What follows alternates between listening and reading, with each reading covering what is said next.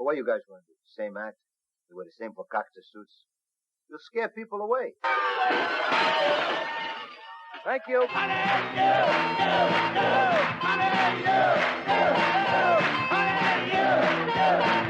You're such a disappointing pair. I'm going to become a priest. You contemptible pig. You gotta learn not to talk to nuns that way. White men, white women, the swastika is calling you. Ho, ho, ho, ho.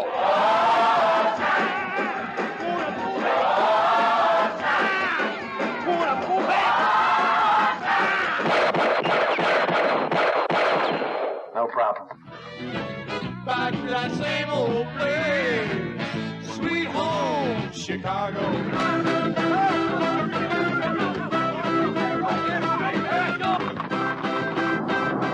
It's 106 miles to Chicago.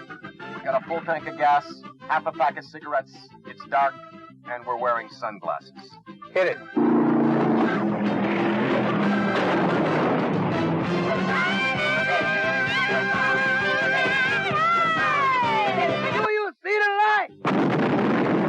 They're not gonna catch us. We're on a mission from God. You just tell us where they are, and there'll be no trouble.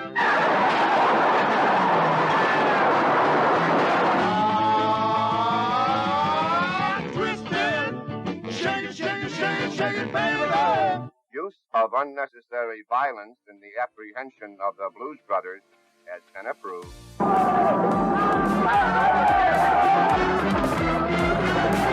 Are you the police? No, ma'am. We're musicians.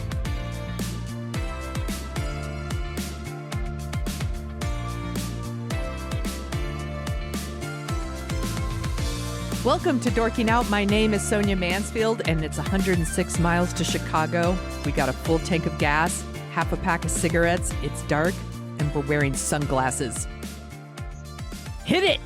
Hit it. Joining me is my podcasting sister from another mister and the co-host of Dorking Out, Margot D. Hello, my friend.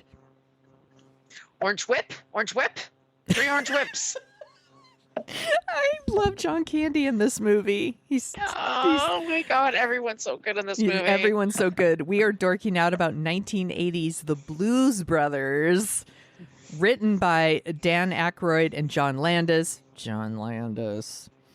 I know. We'll get into the Landis of it all. Yes. This is based on the SNL characters, of course. And this is directed by John Landis, and it stars John Belushi and Dan Aykroyd and a lot of other people. I don't know if I could possibly list them all, but I'm going to go real fast. James Brown, Cab Calloway, Ray Charles, Aretha Franklin, John Candy's in there, Carrie Fisher, adorable. Everybody drink. Oh, everybody drink. She is beautiful in this movie and so funny. Who else is in there? Twiggy, Steve Lawrence, all kinds. Steven Spielberg shows up. Steve Lawrence is fucking hilarious too. He is. You in these Fakakta suits? Paul Rubens, R.I.P., shows up, and that's by the way what put this movie back on our, bumped us up the list, was remembering that Paul Rubens is in it even for a second. There, and there's, I mean, all of the people that are in the band. Steve Cropper, Donald Dunn, Michael Murphy Dunn, Willie Hall, Tom Malone, Blue Lou, Bones Malone, Marini, Matt Murphy, Mr. Fabulous, Alan Rubin, so funny as the maitre d' who also plays at the fancy restaurant that they go to. Hilarious. God, I'd forgotten about this scene. So Murph and the Magic Tones. Yes, Before I turn this into the official Dan Aykroyd Appreciation Podcast, let's start like we always do. Did you see this in the theater? Oh, God, no. My parents wouldn't take us to something like this. It wasn't on their radar, and they thought that Saturday Night Live was really edgy. Like, of course, you weren't old enough to watch Saturday Night Live, and they didn't have reruns or anything. Yeah. But I loved the Blues Brothers because the song came out. They had Soul Man, right? Soul Man. Yeah. Right. Anyway, no, it's one of the ones that for sure it was on TBS or something 100 times. Yes, and that's where I rented saw it, and then I owned it. Yeah, that's where I saw it too. Was this my dad loved. He still does. If I was like, hey, let's watch the Blues Brothers, my dad would be like, thumbs up. Like, he loves the Blues Brothers. But no, this wasn't the kind of movie that my parents were like, yeah, we'll take the kids to the Blues Brothers. Because, first of all, I had no idea who they were when I was like 9 years old, other than the song, because I also knew the song. Right. But this movie's pretty long for a comedy. Like, this... It's long. Yeah, Yes. it's over 2 hours, and I don't know if like 9-year-old Sonia could have sat in a movie for over 2 hours. At that point, I would have been vibrating out of my chair. Excuse me? No, hey-o, that sounded wrong. Hey-o. I would have been like, who's playing Elwood? If you, for some reason, are listening to this podcast and you haven't seen the Blues Brothers, stop what you're doing. It's streaming everywhere. Go watch the Blues Brothers and then come back. We'll wait. But if you have seen it, we're just going to get into it. I mean, it's a pretty simple story. It's, John Belushi's character, Jake, Blues, right? Their last names are Blues, right? Yeah, Joliet Jake and Elwood Blues. Yes. So he gets out of jail. Elwood, his blood brother, picks him up. They go to visit the Penguin, which is a nun because they were raised in an orphanage. And they call her the Penguin. You can't lie to the Penguin. And she tells them that the orphanage owes like $5,000 in back taxes, which doesn't sound like a lot, to be honest, but okay. And why would an orphanage own back taxes? Yes. It's a nonprofit? Yes. I didn't even think of that to this time. I'm like, it's church related. I mean, first of all, it's church related. Catholic Church can shit out $5,000 easily. No shit. But that's not the movie right. Yeah, Right. so they decide that they are going to get their former band back together and put on a really good show and raise $5,000, all under the guise of they're on a mission from God. And hilarity definitely ensues. It's kind of a road movie, kind of just a long chase movie.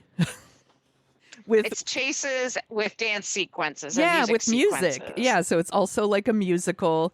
And every time I watch this movie, I love it more, which I think is the case for everyone. It's the magic of it. Right? The more you watch it. The more you know, the more you get from it. And it's, to me, and I love Judd Apatow, and I know we make fun of Judd Apatow for his long movies, but it's like, I don't understand still why some of his movies are as long as they are. Yes. They don't give me that extra anything. There are so many little jokes in here, little sight gags, inside jokes, and just cameo appearances that, like Twiggy, for example, like it doesn't make sense why even she's there, but it's so fucking hilarious that not only that she's there, but she shows up later to me.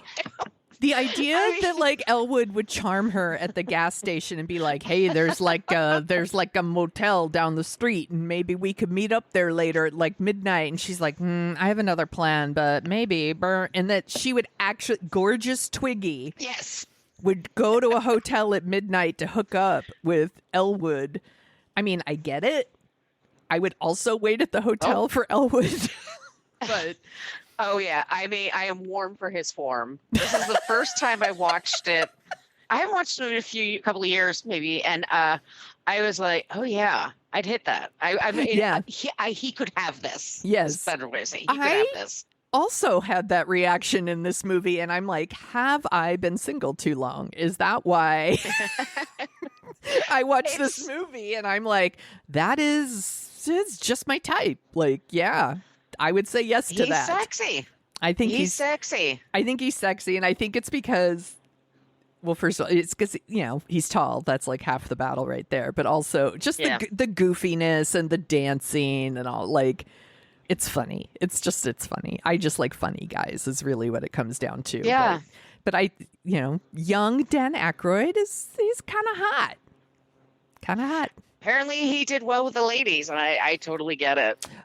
So apparently he was engaged to Carrie Fisher at the time of this filming. And I'm like, that's too bad that didn't work out.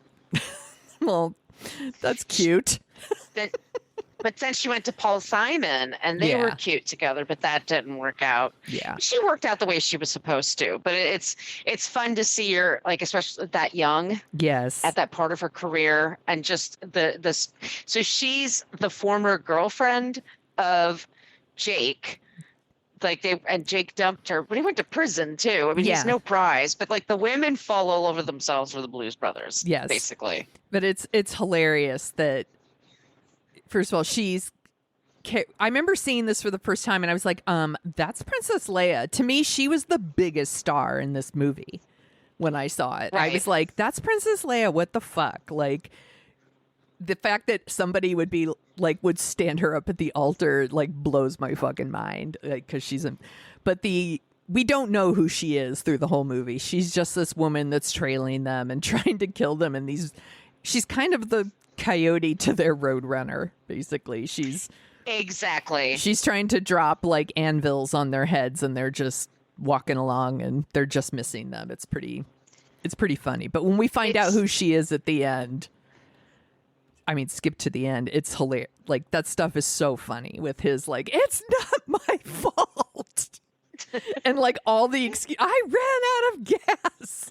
My tux didn't come back. An old friend came about it. Like, all the excuses.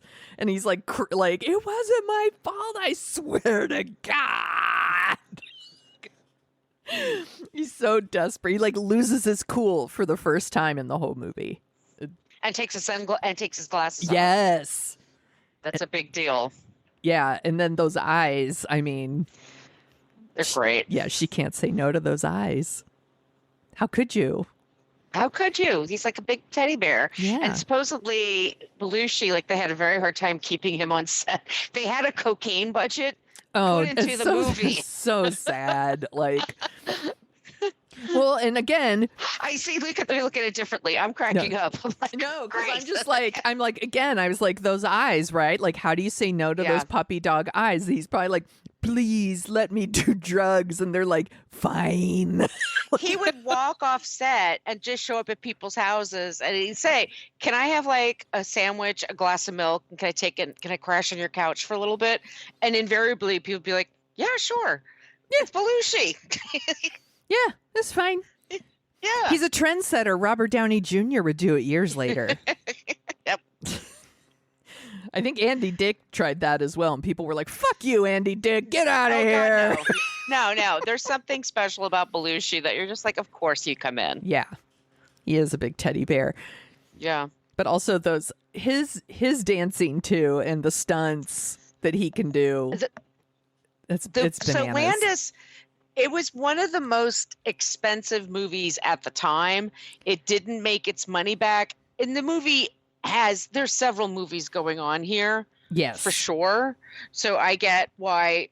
I mean, I don't understand. Some critics are like, well, those music sequences are okay, but blah, blah, blah. I'm like, those music sequences save this movie for sure. I mean, they are spectacular. They are, but also amazing. Like the music is like chef's kiss, and like, right. I feel like it's contagious. Like, the music it's so good. I love the music. Like, in particular, Aretha Franklin's singing Think, and with her backup singers, and like, there's like real meaning behind that. As a kid watching it, didn't really pick up on it. Now as an adult, I was like, first of all, that man done her wrong. He shouldn't be leaving. But also, like, the fact that she's so good, that her backup singers are so good, that Jake and Elwood can't resist and have to like join in with the singing and the dancing. I'm like, always makes me smile. Like, every time when it pans over and they've joined in on the singing and dancing, always makes me smile, because I think the music is so good. All the James Brown stuff. The James Brown stuff is fucking amazing. Yes. First of all, it's James Brown. Like, he knows how to turn out a crowd. But the budget, once again, like, they put all their money, and it's like into stunts that are, you would never see a church sequence like this anywhere else. the flipping through the air. It's so good. I've been going to the wrong churches. Like I would go every Sunday. I'll wear my Atlanta church outfit. I'll show up. I'll wear a hat. I'll do the thing. I'll wear pantyhose. Everything. I'll bring my church fan. If it's going to be like that, absolutely. Yes. But Dan's dancing along with them. Yeah, so John good. Belushi flipping down the aisle. And that's when he gets this vision from God. Yes. Do you see the light? Yeah, do you see the light? And there's like the sun just is streaming through the glass window and it's like lighting him up. And it's, do you see the light? I see the light. Jesus H. Goddamn Christ. And then Elwood, just goes with it, because he's Elwood and he's nothing if not supportive. No, they got each other's backs. They that's do. For sure. Don't be so negative. How about some constructive criticism? There's so many over 100 cars destroyed in this movie. Easily. And all of Chicago, I guess, basically, like, everybody left for a vacation, like, let them just take over. It looks it seems like yeah, I mean, they pulled a lot of strings to make things happen. Yes. So they go to church. Well, first they go see the penguin. And I love all the stuff. I love all the stuff with the nun because, like, not only do they refer to her as the penguin, which always makes me laugh, but, like, when she's explaining what happens and then she says, like, I don't want your illegal money. And then Jake says, well, it looks like you're up Schitt's Creek. And she hits him with a ruler. And then he says, Jesus Christ. So then she hits him again. And then, like, Elwood's like, Jesus Christ, stop swearing. And then she hits it. And then it's just like she full on just beats their ass with this ruler. And that always makes me laugh, too. But they leave with the idea that they're going to help the penguin. They're going to help the orphanage. And they have Cab Calloway helping them, of all people. Yes. I guess he's great. The janitor or something. Like, he's like, the one who, like, kind of introduced them all to the blues. And there's a lot of Saturday Night Live movies based on Saturday Night Live characters. And I don't know was this the first one? It probably was, right? I'm going to say yes. And I think nowadays, after this, I think Lorne Michaels put his foot down and has a hand in the production and always has his name like as a producer. Yeah. Always has some control over it because this is Landis and Aykroyd and Belushi. Yeah, this is like to run wild. Yeah, this is like Animal House stuff. Like there's no Lorne Michael on here. And by the way, Lorne Michael, I feel like he's one of those people that you get on SNL and he kind of owns a piece of you for like a really long time. Oh, or forever. Yeah. He's known to make people. There was a comic in San Francisco that was really popular. Name was Warren Thomas. And he won like the San Francisco comedy competition. He was on Alex Bennett's show all the time. He was rising, and he wanted to be. Saturday Night Live called him in, and the whole thing is that Lorne Michaels makes you sit and wait for him. Yeah. And after about 4 hours, Warren said no, and he left. And Chris Rock was then hired because he had no problem waiting 5-6 hours. It's like, yeah, all right. Well, there you go. Yeah. But like almost everything that is involved, like Tina Fey has her name on, you'll see Lorne Michaels' name. Yes. Yeah, he puts himself in everything. Yes. Yeah. So he's not in this one. So this is the first one. They give them just enough backstory to explain why they are the way they are. And then after that, it really is just they're moving from situation to it's the road movie at this point. It's they go to the church, James Brown performs, they get their sign from God. They now are like, we're on a mission from God. They are driving they're going to get the rest of the band together. They want to find the rest of their band. And as they are like on their way to doing that, they get pulled over. And Elwood's like, man, like I haven't been pulled over in like 6 months. They pull him over. It turns out he has like, I wrote this down, 116 parking tickets and 56 moving violations. Is he David Simon? Did you hear about that? No.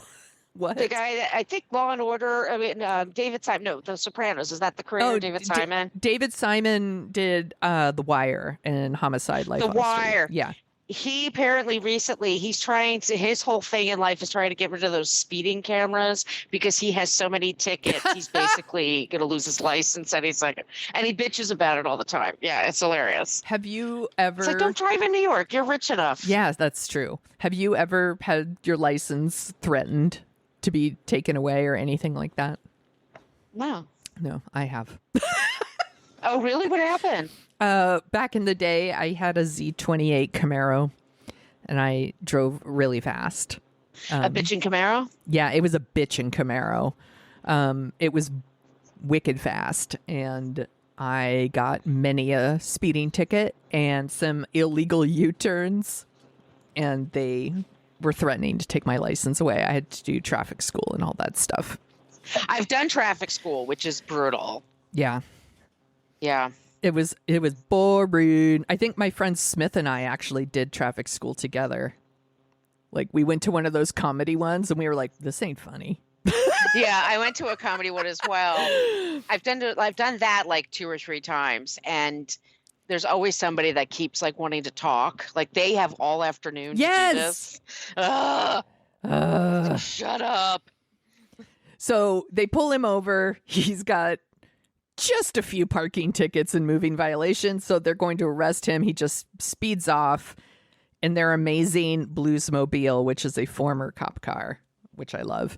And that's when we get this amazing chase through the Dixie Square Mall. I wrote it down, which is it's an amazing chase for a lot of reasons. One, they just are like, fuck it, and they drive through the mall. Their commentary as they're driving through the mall, it's like, there's a lot of space in this mall. Like, this place has everything.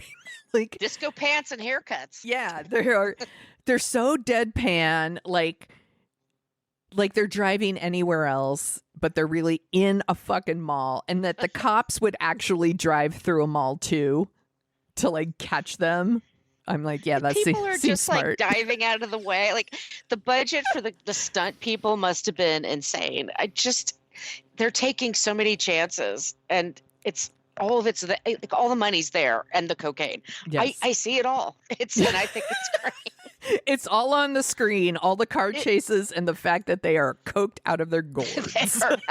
They're tweaked out of their fucking minds. I'm here for it. So we get this bananas chase through the mall. It's so fun. And then they go back to where Elwood lives, and he lives in this like very depressing, like, I don't know, what are those kind of apartments called? Tenement? Yeah, like it's all for men or whatever too. And I love it when he shows up and the old man's like, "Did you get my cheese whiz, boy?" And he did. Yeah, he's like, McCann. Yeah, duh, of course I got your cheese whiz, basically. Okay, that makes you think of Gwyneth Paltrow, who, like, the most disgusting thing in the world she could think of is cheese whiz, like cheese in a can. I'm like, that shit's delicious when you're high. Trust me. It's delicious even if you're not high. Dude, I love that super processed fake cheese you can get on nachos. On a Ritz cracker? I'm like, look, I'm a vegan. I'm not convinced there's anything of nature in that cheese, but they say it is, and I'm like, I'm not convinced. I think that shit is 100% fake. I think I'm just going to start eating it, is what I'm saying. Yeah. So they go to Elwood's little tiny apartment. It is so small. I did write down in my notes, though, that my son would love that apartment. It has a great view of public transportation. Calvin likes his trains. Like the trains literally drive right by their window, and he's like, it happens so often you won't even notice. Like, it's pretty silly.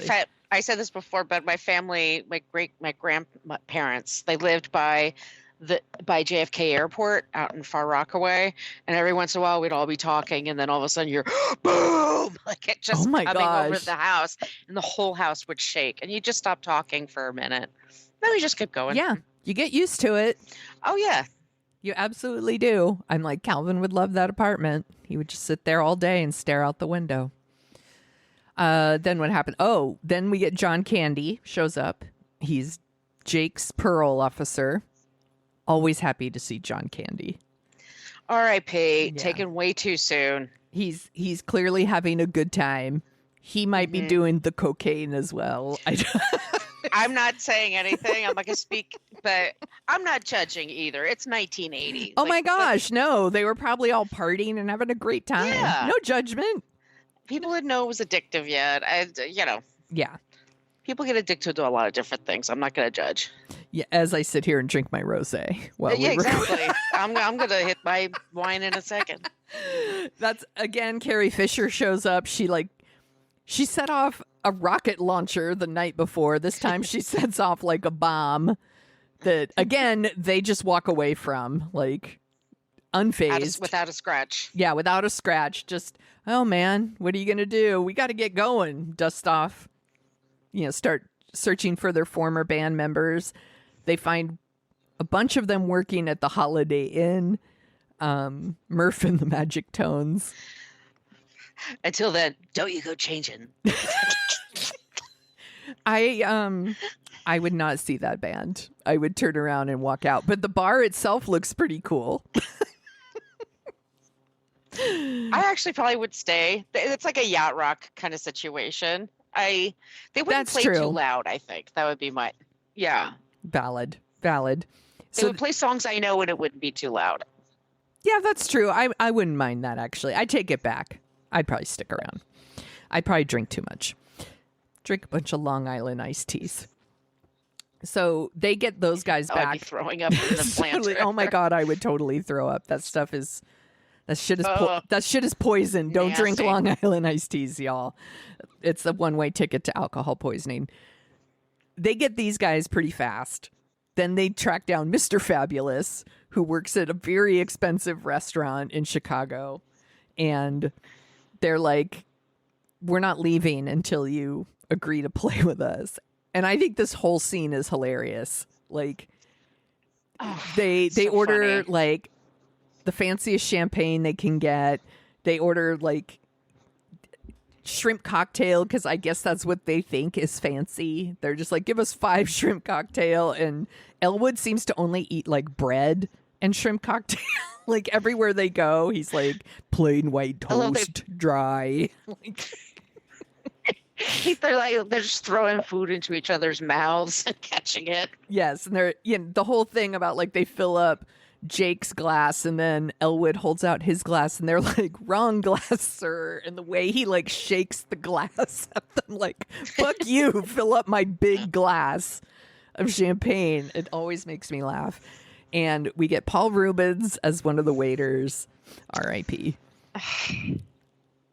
And they start acting so obnoxious until Mr. Fabulous agrees to play with them. Like, the whole thing with John Belushi. Sell me your daughters. Sell me your daughters. So fucking gross. How much for the little girl? So gross. And but he's so likable. He is. That you just are laughing. Yeah. he is. And, like, just the accent is so over the top. And, like, one of the guys, like, one of the gentlemen who's, like, sitting around them also is like, and they smell terrible, apparently. And I was like, they probably do. They, like, never take off those suits. They've been in multiple explosions at this point. Like, they probably do stink. They slept in their clothes. Yeah. Sell me your children. So Mr. Fabulous is like, fine. Like, he gives in. But he just sits there and just starts eating the food at the table. Like, he quits on the spot. Yeah. The guy is behind him going, sir. It's just, fuck you. Peace, I'm out. They're not going to win. The dude's not going to win. He just accepts it. So that happens. And then afterwards, they're driving again. They're going to track down their last 2 members. And on the way, they come across the American Nazi Party, like, who's, like, doing one of their fucking bullshit demonstrations, like, on a bridge somewhere. And this is probably the part of the movie that could be cut, but I'm glad they don't cut it because I think it's really funny because it's like so unnecessary. Like there's no reason that we need Nazis in the movie because we get plenty of like cops and like the cowboys chasing them and all this stuff. But they decide, fuck it, we're going to throw Nazis in there too. And we need it because we still have this issue of Nazis getting together and seriously in public. So we need that image of them being kicked off the bridge. I've seen that many a time as a GIF. Yeah, I love about like Nick Fuentes or all those assholes. I love it. It's just, the Blues Brothers ask someone like, "What's going on?" And they're like, "Those assholes won their court case, so the Nazis are here, like doing their demonstration." And I think Elwood's like, fucking Nazis or something. Like Jake says, "I hate Illinois Nazis." Like it's like specifically Illinois Nazis. It makes me laugh. Yeah, and then they run them off the bridge. Yeah, which they deserve, because seriously, fuck those guys. Like every bad thing that happens to them, you're like, good. Right. Fuck them, they're trash. So then we get the great scene where like they go to the soul food restaurant and to pick up their last two members. John Lee Hooker, by the way, outside with his alligator shoes. I mean, just so good. I want to be at that place so bad. I want to go in there and eat my 4 fried chickens. I want it. 4 fried chickens and a Coke. But she sings, they're trying to pick up their 2 other band members, and one of them is married to Aretha Franklin, and she's like, "You're not doing this anymore. You're not going back on the road. You're not hanging out." I love how she talks about them. She's like, "These honkies out here, like these crackers." They look like Hasidic merchants out there in their suits. She's so great. And she sings Think, and she's hot take, everybody, Aretha Franklin's amazing. Like all I could think of is like, first how great. Let me say this, because John Landis said a lot of these people that we're going to be talking about, they weren't even working very much at the time. Right. Like, which is hard to, it's mind-boggling to think of. Like, what do you mean people weren't seeing Aretha Franklin? They weren't seeing Aretha Franklin. Yeah. So she was available, and James Brown was available, Ray Charles was available. And I think to myself, like, Matt Murphy, the guitarist, like, that must have been so exciting for him. Yeah. He's a musician, and he gets to act and sing with this, like, the most amazing singer of all time. Yes. And right? Yeah, and she's amazing. Like, yeah. She, not only is it just like a fucking dope song, like, hello, obviously, but I mean, she's really good performing it. Like, and I'm not saying like, oh, just because she sings it really well, but like, you can sense her like anger and frustration. Like there's a real, she wants to throw him out. Yeah, there's a performance happening here on top of just singing the song, and I think she's really great. And I love, like I said earlier, I love that she's so good and that the music is so good that, and Jake and Elwood love soul music so much that they can't help themselves, and they're constantly like joining in on the dancing and the singing, and they do it with her and her backup singers, and it always makes me smile. But at the end, that man leaves her. That's wrong. Yeah, which is wrong, but he's got to go. The music needs them. They gotta go. He's a rambling man. Yep. Lord, I'm a rambling man. Yeah, I can't help it. And then we go to Ray Charles' music shop. I love the Ray Charles. First of all these people, by the way, can act on top of sing. Yes, they're all so great. And comedy is not easy to do. And they all are I love that he shoots at the one kid who's going to rip off the star. Yes. Get out of here. Breaks my heart. See him that young. Yeah, or even later where he's hanging up their sign and he hangs it upside down. Like clearly like a good sport. Like gets what he's doing. And, again, Ray Charles, guess what? He can sing his ass off. Like, it's super fun. And and they get everybody outside on the streets to dance. Even like the little kids, the little girl with the big frizzy hair. Yeah. So cute. All those people, I mean, they're all into it. It's so good. It is. It's so, and I love seeing all the dancing, and you get to see the Blues Brothers and their whole band like doing their thing. And it's such a good soundtrack. It's just such a good soundtrack. And then the joke, of course, is that they're going to take all the instruments, and he's like, and I'll take an IOU like I always do, because they're bums who never have any money. So then we end up at Bob's Country Bunker. Oh, I love Bob's Country Bunkers. Probably, oh my God, I could watch that on a loop. I could watch that over and over again. It's a beautiful place, Bob. I think Hey, good country key. I love the chicken wire on the whole thing. I love how they win them over by playing these songs and doing a great job. Yes. And it's just... They have all It's so kinds of hilarious, music but there, Margot. Country and Western. And Western, yes. So they're the band, and they play that night, and then they drink so much beer that they owe them money. Yes. Like, so they're just constantly... And then they get those rednecks are chasing them all over the Yes, place. So it's escalating. Yes, there's also the whole thing where, like, the stage is wrapped in chicken wire, much like Roadhouse. This place needed Dalton from Roadhouse, actually, to clean it up, perhaps. Because even when they're mad or happy, they're still throwing beer bottles at the band. We love this song. I love how Elwood just goes, thank you. Thank you. I love this. Yeah, Rawhide, Stand By Your Man. It's like the only two country songs they probably know. But they do win over the crowd. And then at the end, they skip out on their bar tab and piss off the Good Old Boys, which are the band that they took their place and booked their gig. Took their gig, I should say. So now we have cops, we have Nazis, we have the Good Old Boys all chasing the Blues Brothers at this point. Right. And then, then they meet up with Steve Lawrence in a sauna I love that so much. to get him to book a concert for them. Right. He picks the concert hall. He goes, all right, I'll book that, but you got to like get the point out. And they're like, okay. And then all of a sudden they're like, all right, band. And the whole band was in the corner of the sauna with them the whole time. Stuff like that is fucking hilarious. Like, get that extra step to make it great.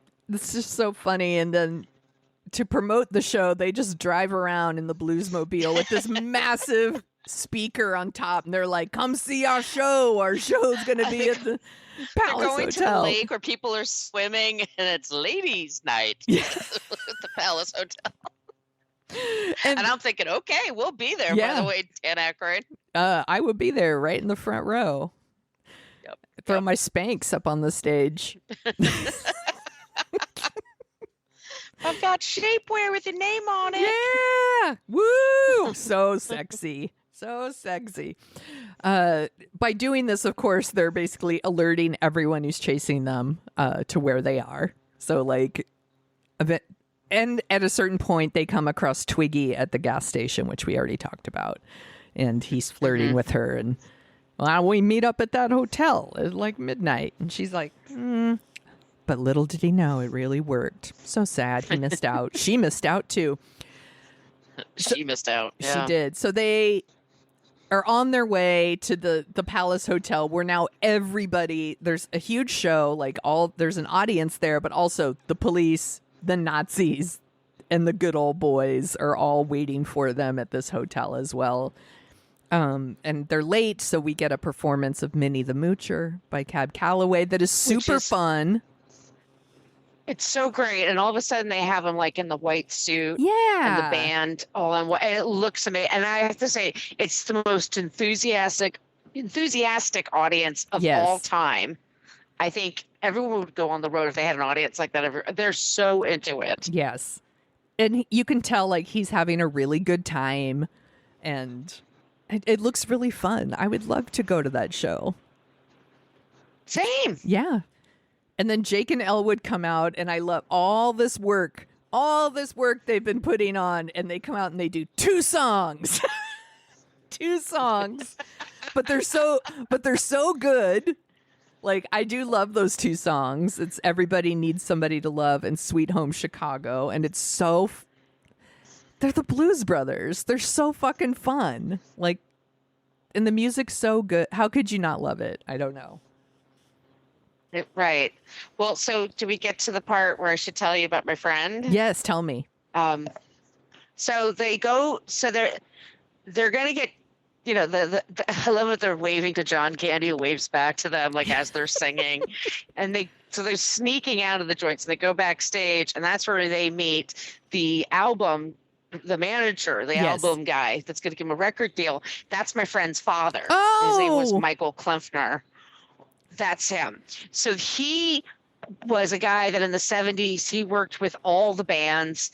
He did like promotion. He helped people get record deals. He partied with these guys and helped put this band together. It was his idea for them to get a record contract and to go on the road. That was all him. And Dan Aykroyd, my friend's godfather is Dan Aykroyd and Donna Dixon. Yes. That's her godmother. But I mean, that was my friend Kate. When she was a baby, they used to put her at Saturday Night. They would like set up the cameras. They would put her on a chair and put little glasses on her. People would see this. I'm not kidding you. Aww. So anyway, he's the one that offers that. And it's all true story. And this true story. True story. That's Michael Klempner, my friend said, because she said the thing that he hated. He also, by the way, he was the one that helped revive Cher's career with that song "Believe." Oh Do yeah, you believe in love after life. Love. He was the one. Like it died when they first tried to promote it, and he was the one who believed in that song. That he believed. He helped make that a hit. But there's a lot of people that he helped out. But my friend Kate said, is that he was a very natty dresser. He was a very big guy, but he wore clothes very well, and everything was tailored and everything was nice. And she said they made him wear this shitty suit, this polyester nightmare. And that he also, if you watch, and I see this every time now, he was so nervous. He was shaking. Oh my God. And that every time he said his last line, he would like walk away like quickly. So they had to like edit it in a particular way. But yeah. Oh my God. I'm going to go back my friend's dad. That's amazing. Yeah. I'm going to go back and watch that scene again. Was he? I'm interested, if it's okay. Yeah, go ahead. No, you go. Oh, so I used to have a podcast. It's still out. It's available, called Not Fade Away. And I did an episode on John Belushi, and I interviewed my friend Kate, and she gave me all these stories. So you can listen to all these stories. I will do that. Yeah. Not Fade Away. Yeah. That is good. I might revive it. That's why. Yeah, please. Everybody should listen because it's really good. Yeah. So good show. Yeah. Good show by them. They get their money. They are. I love how they're like, give $1,500 to raise Music Exchange and the rest of the band. He's like, no problem. Like, he's like, you completely trust this man to not completely screw you over. Yeah. He's got like $1,500, $15,000. He's in the music business. You could trust him. Exactly. But that always made me laugh. Before I even knew my friend, it always made me laugh. They're like, you're like, yeah, sure, no problem. Okay, bye. Will do. So they sneak out through the tunnels, and that's when they are confronted by the vengeful mystery woman, and that's when we learn that her and Jake were engaged at some point, that he stood her up on the altar, and I love that he's going to talk to her, and then he immediately just, like I said, loses his cool. Like, oh, please don't kill us. like Roger Rabbit, please. Please. You know, I swear to God, it wasn't my fault. And she, takes off the sunglasses and she's like, just melts. She just melts. And he kisses her and then just dumps her in the mud because he's such a dick. Such a dick. But he's John Belushi. What are you going to do? And they get in their car and we get the famous, it's 106 miles to Chicago. We got a full tank of gas, half a pack of cigarettes. It's dark and we're wearing sunglasses. Hit it. Which they referenced recently in The Bear, which I think it's the law. If you have a show that's set in Chicago, you have to reference the Blues Brothers at some point. It's the law. It's such a great use of Chicago. Yes. It's just fantastic. And this sequence that you're talking about, you're going to be talking about, is especially so. Yeah, because they are driving all over Chicago.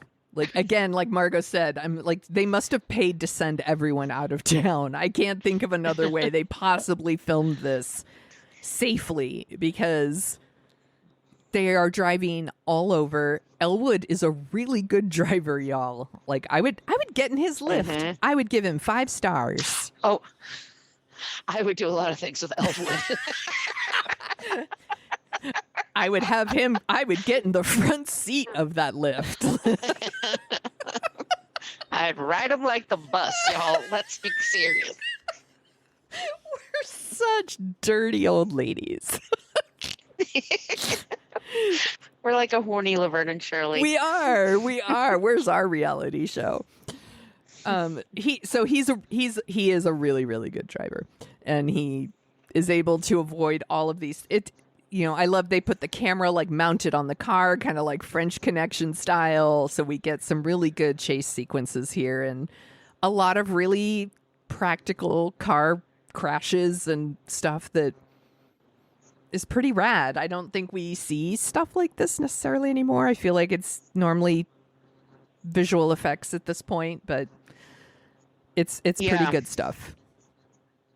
And that kind of realism really adds to it. Yeah, I think so. And they are just hauling ass all through Chicago. They're crashing through everything. Every cop drives like a dum-dum.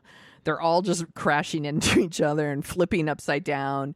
The Nazis are involved at some point where like they try to like jump over, I guess, kind of like Speed style, right? They try to jump over a unfinished freeway and their car just falls forever. It just falls, and one Nazi looks at the other. He says, "I've always loved you."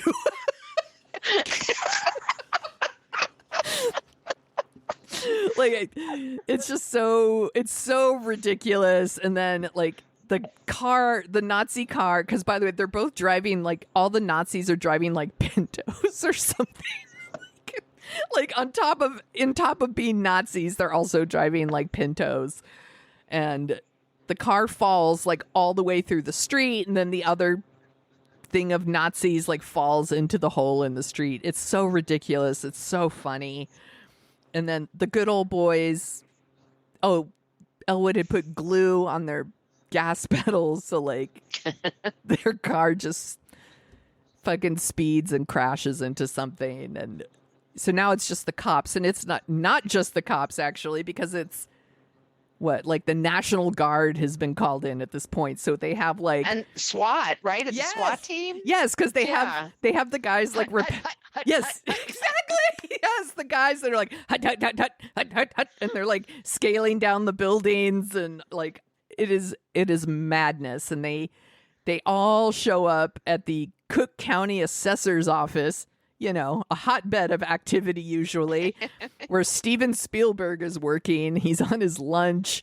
I love that they are just sitting in the elevator, and the music's like do do do do do do do do, and like outside it's complete madness. And then, by the way, that was a thing, elevator music. That's where we get that expression from. Yeah, because they used to play this music. It was like a mellow music, and it was just meant to like calm you down. And I had forgotten that when they show up at first, there's the sign that's like, be back in 5 minutes. And I was like, oh my God, that like, I feel like this always happens when I have to do anything with the county or the city. Like every time I show up, I'm like, oh my God, somebody's on a break, or I think it's not their lunchtime. Like I show up at 1 o'clock and it turns out they take lunch from 12:30 to 1:30 or something. I'm like, God damn it. So it's a thing, y'all. It happens. So they pay the tax bill for the Penguin, and just as their receipt is stamped, they get arrested by the most police officers. Like so many. The number of guns that are aimed at them. I mean, the visual jokes are hilarious. Yes. Like when they all show up and they ask the information desk, like, excuse me, where's the county assessor's office? Oh, did you see these two men running? Like, yeah, they just went that way. Oh, thank you.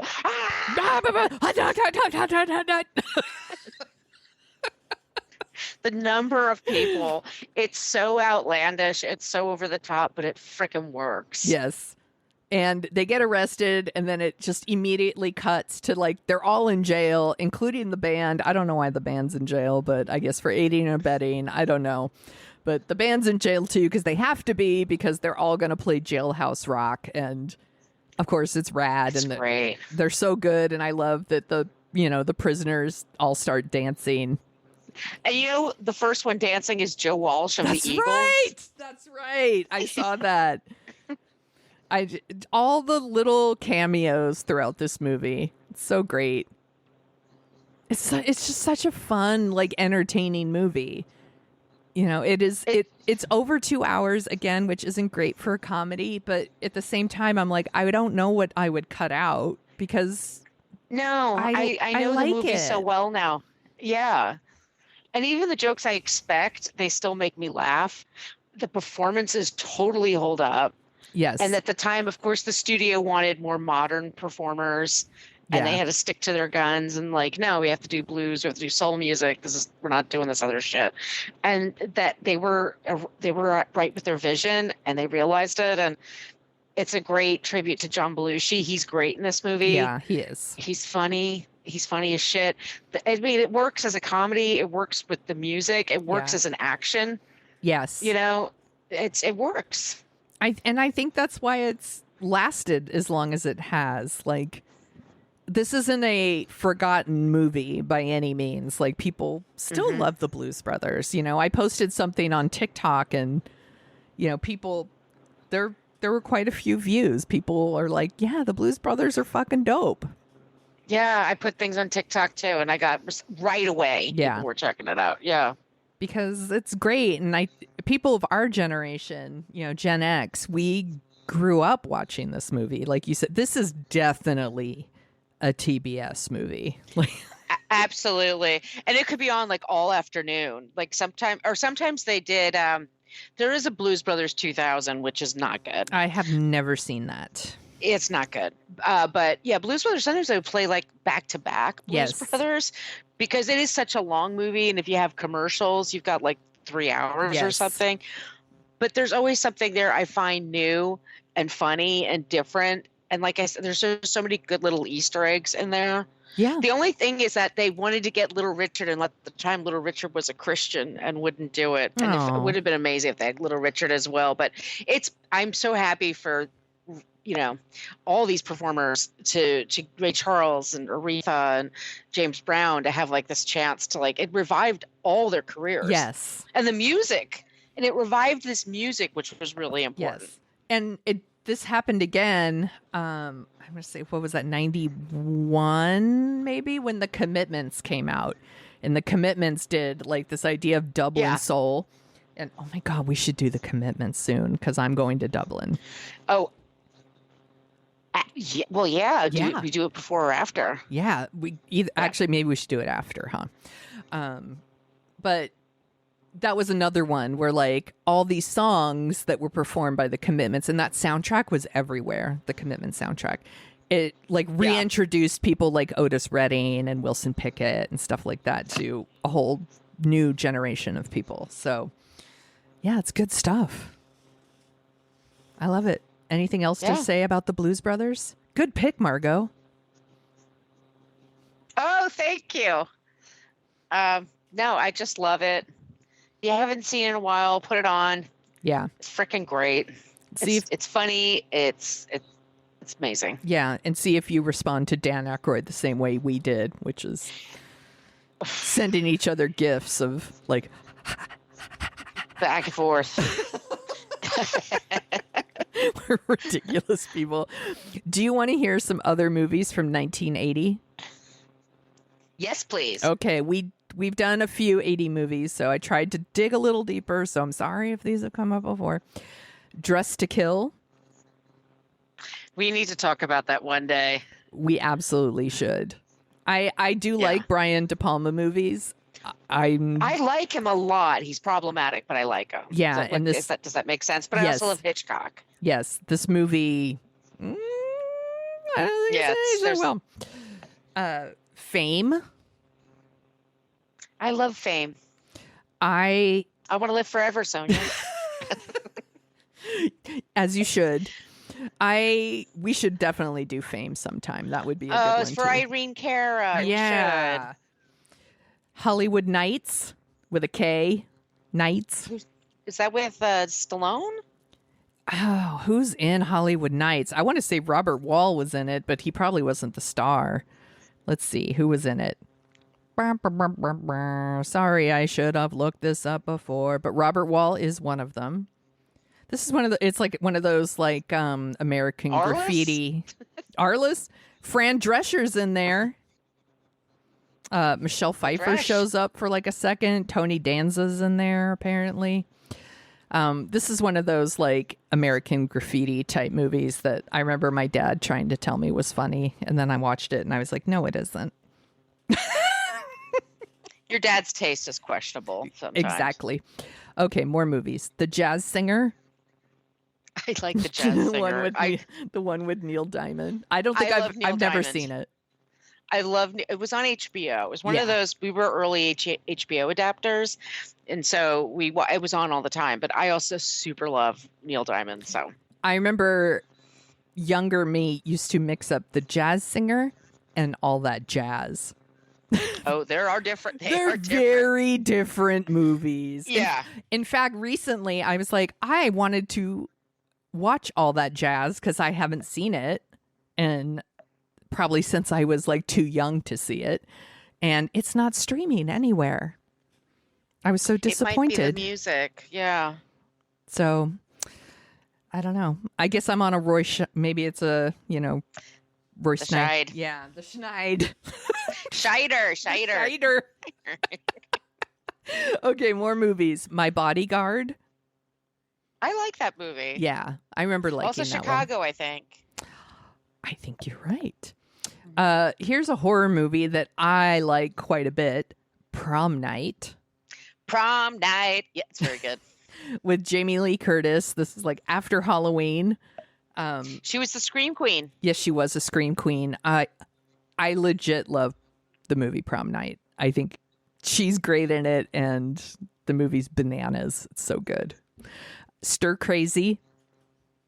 I don't know if that holds up, but I remember liking it at the time. I also wonder if it holds up, but Richard Pryor and Gene Wilder they're really good together. They're a great duo. Okay, we have a couple of Clint Eastwood movies here. Any Which Way You Can. See, and I like the first one better, Any Which Way But Loose. I used to like that one. If you haven't seen them, they're the ones where he is paired up with an orangutan. And I just remember the orangutan. It's the 80s. The orangutan flips people off all the time. That's really all I remember about that movie. I think the monkey's name was Clyde. There you go. I remember two things. Yeah, I was just going to say Clyde. And he also did a movie called Bronco Billy. Do you remember that one? Mm-mm. I believe Sandra Locke is in both of these movies. I remember that about these movies. And then yeah, he screwed her over. Yeah, he did. That's in You Must Remember This, huh? Yep. She talks about it. Yeah, there's a good episode. And then the last one is Altered States. I don't know if that aged well either. It's a weird movie. Yeah, it's William Hurt. Yeah. Yeah. But that's our last one. All right, so these are the top 10 songs the week. This June 21st, 1980. This is America. Top 10. For fuck yeah. All right, number 10, Michael Jackson, She's Out of My Life. That's what he's saying for Tatum O'Neal, who said, I don't fucking know what he's talking about. We were just friends. It's my favorite thing in her biography. But I love the whole Off the Wall album. It's so good.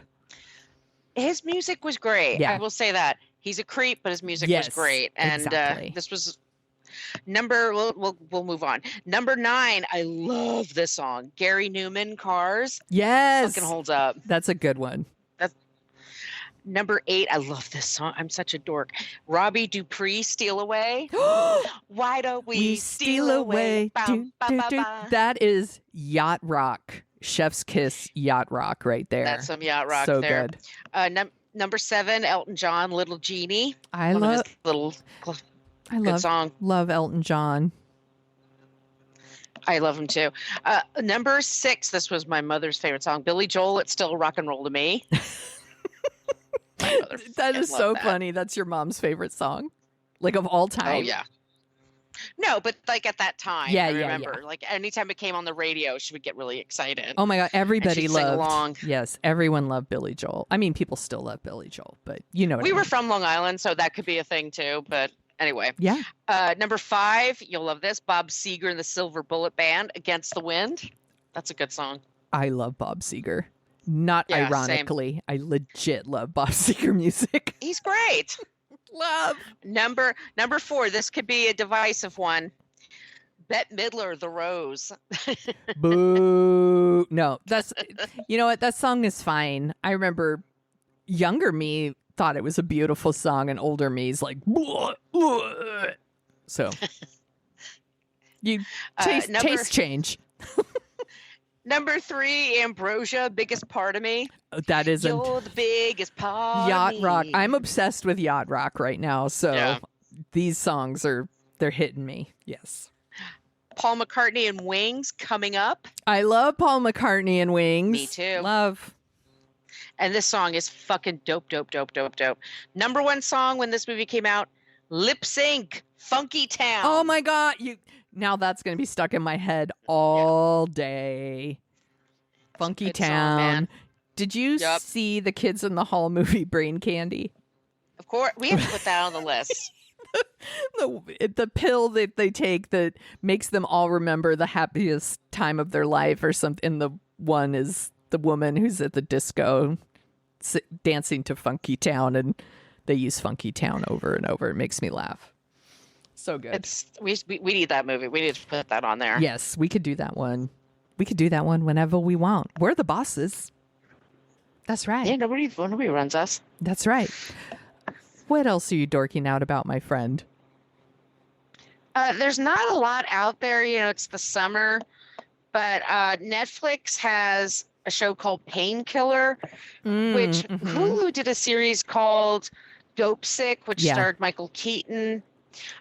This is the same story, except we have Matthew Broderick plays the asshole that runs that family. It's about oxycodone and addiction. Peter Berg directs this one. It's it's interesting. It's it's a sad story. It's a really fucked up sad story. Yes. And it's hard to think especially that these pills started like 15 years ago, 20 years ago, and then we have fentanyl. That's like the thing. Yeah. And that's even worse than this. It's so bad. Just mind-boggling. It's so bad. So it's not going to cheer you up. Just warning you. And also, I was watching Depp Heard. Oh my God, I watched it too. Yeah, it filled me with rage. I kind of was like, I'm really upset. But I think you have to watch it too, because I also think it's important to know when you're being propagandized, and it can you think like, oh, this is such an age where people dissect things so smartly that they don't fall for things, and absolutely it's not true. People fall for shit even easier now than ever. Yes. And the way he manipulated the media and his machine was gross. Yeah. So anything to cheer you up, let's cheer you up. I saw a clip, and it's a UFC fighter. His name is Natan Levy, I think. He's from Israel, but he's here in the U.S. and he trains in Las Vegas. And he was being trolled by some Nazis. And they, white supremacists, Holocaust-denying assholes, were trolling him. And he said, come on by. See if you can box me, we'll scrimmage, just see I don't even know what they call it, So there's this redheaded, fucked up doofus. I don't hate redheads, by the way. I have a family full of redheads, but this guy's an asshole. And shows up and just like, I just have my question about the numbers of people who died. Blah, blah. Right. And he gets his fucking ass handed to him. Oh my God, I'm going to be Googling this right after this. Yeah, so it's UFC and it's Natan Levy, and he just fucks this kid up. But he doesn't permanently hurt him or anything, but he hands his ass to him, and at the end the guy admits that the Holocaust happened. Like, basically, it's like, Yeah. okay, you're right. Instead of making him say uncle, he makes him admit the Holocaust happened. Well, they have this, I forget the word they have to say, but it's basically like, okay, I can't take another second of this, because it's just, they're wiping the floor with him. And it's surrounded by a crew of people like cheering him on, like, because he's with Nick Fuentes, who's a real piece of shit. And we'll talk about him one day on gross. What a Creep. Yeah. But so if you want that kind of just, because it's always okay to beat up a Nazi. I'm saying that. Always. It's okay.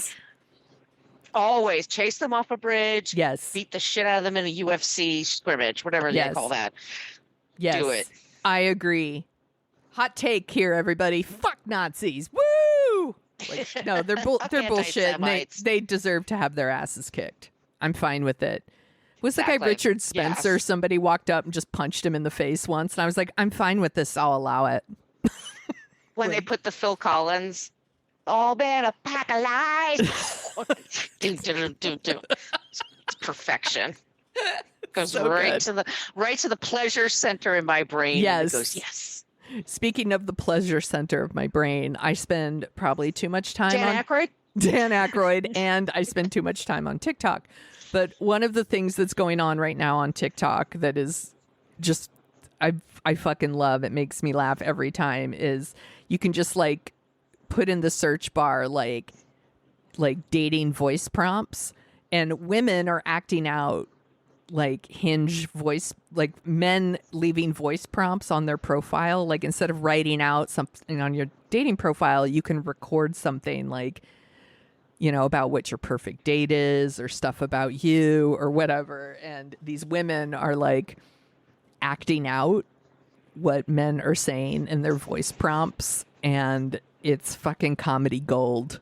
It's just comedy gold. What are they saying? Well, some of them are just like dudes who are just like, I'm really into video games and fishing and like monster trucks, and like, if you're not into those things, then you can just go ahead and just, you know, swipe me, you know, swipe left or right. I forget which way it is, but, and they're acting it out. So the women are wearing like fake, like pencil mustaches and like hats backwards and stuff like that while they act it out.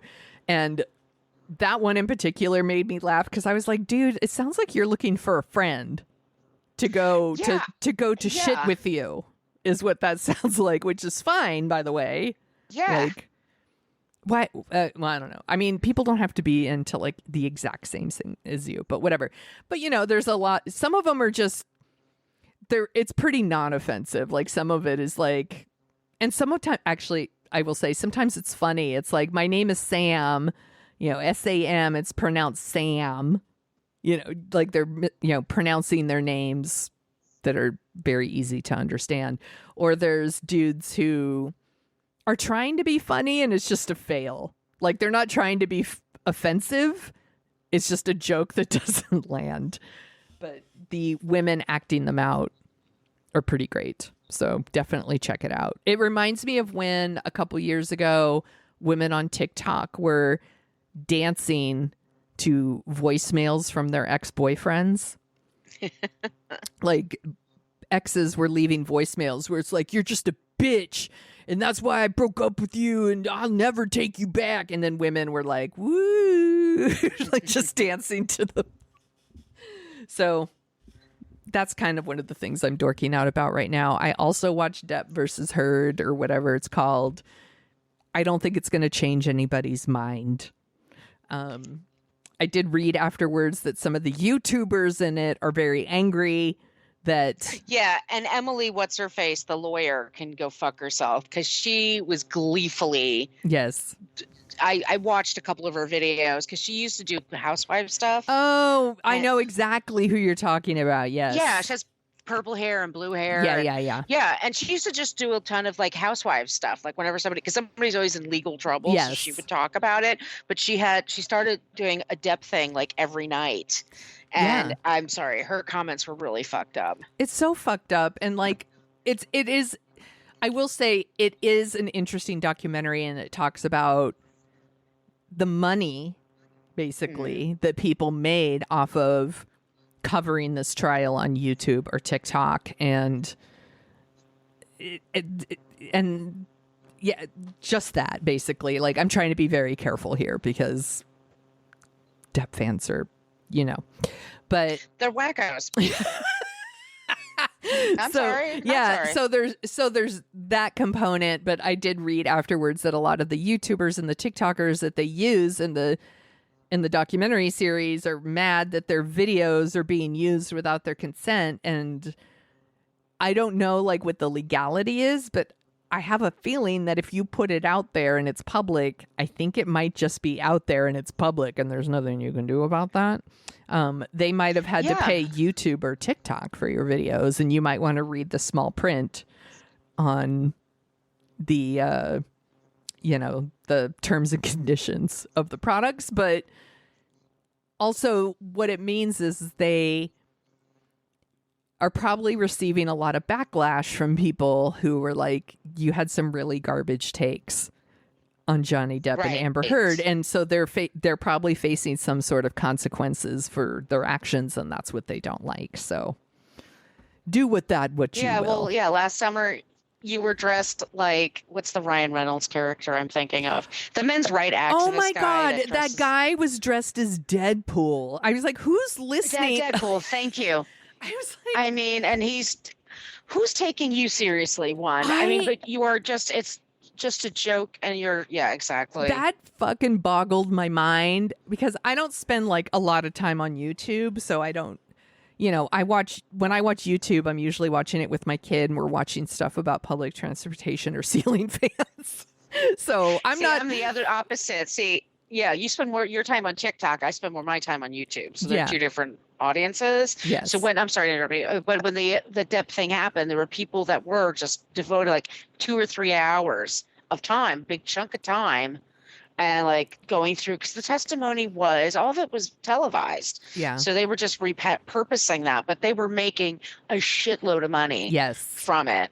And that's all I'm going to say, because I don't need those heads coming after me. But it's just weird because this case it's icky. This is hard, shitty. It's about abuse. Yeah, it's like this isn't. It's not funny. It's really. It's a woman being abused, and she's not crying enough for people, or they don't believe her crying, or it's not enough for them, and it's like, that's fucking gross. Yeah, it doesn't matter if like she's the world's perfect witness, or no, but it wouldn't have mattered. She's not perfect, because guess what? A lot of us aren't perfect. But also, even if she was perfect, they're not going to believe her. I mean, look at Dr. Glacy Ford, who testified at Brett Kavanaugh's hearing. She was perfect. Perfect. You couldn't ask for a better witness. There's nothing about her that's problematic. And she testified. She was so amazing and showed so much grace under so much pressure, and people are still like, fuck her, she's lying. Like, it doesn't matter.